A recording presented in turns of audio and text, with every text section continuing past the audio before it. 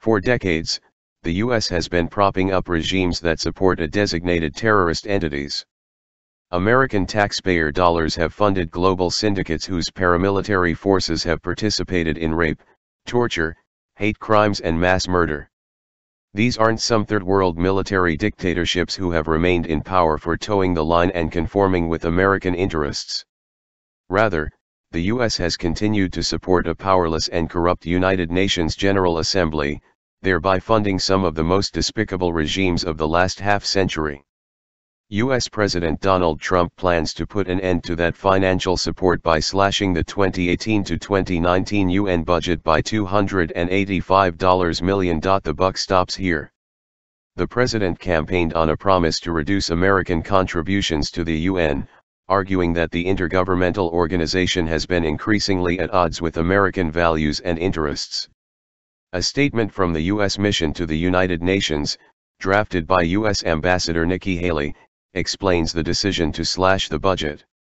In addition to these significant cost savings, we reduced the UN's bloated management and support functions, bolstered support for key U.S. priorities throughout the world, and instilled more discipline and accountability throughout the UN system.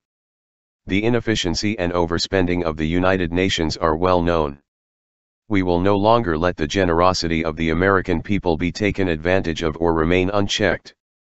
This historic reduction in spending, in addition to many other moves toward a more efficient and accountable UN, is a big step in the right direction.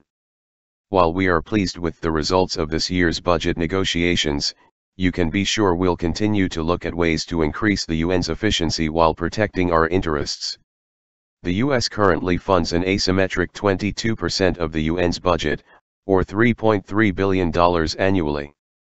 The next greatest contributor is Japan, who provides for just under 10% of the organization's budget. The General Assembly's latest budget negotiations resulted in $5.4 billion allocated towards regular operations for 2016 to 2017.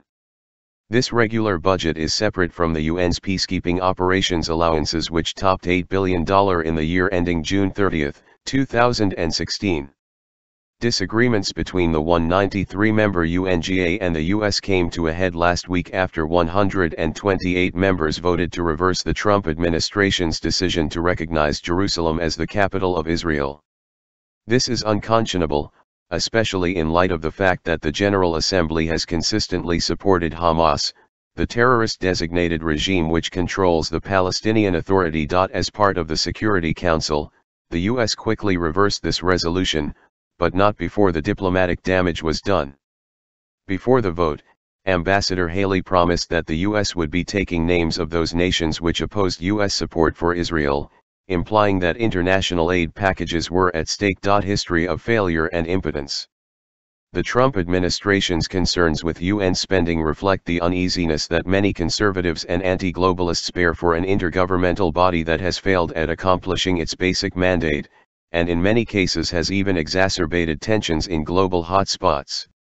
In recent years, the UN has failed to prevent nuclear proliferation, had a United Nations charter to intervene and prevent genocide in Syria vetoed by China and Russia, and failed to prevent ethnic cleansing in Bosnia and the Sudan.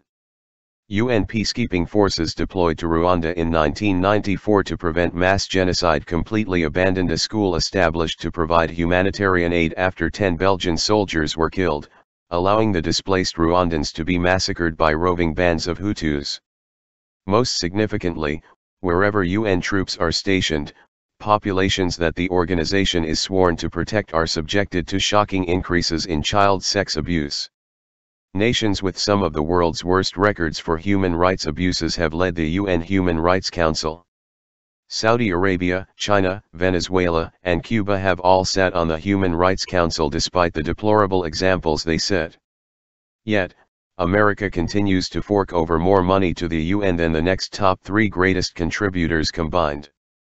Former Representative Trent Franks, R. Arizona, was among the U.S. lawmakers to call for a Brexit-style withdrawal from the UN, which the congressman argues has become an anti-American, anti-Semitic, anti-democratic, anti-freedom mob.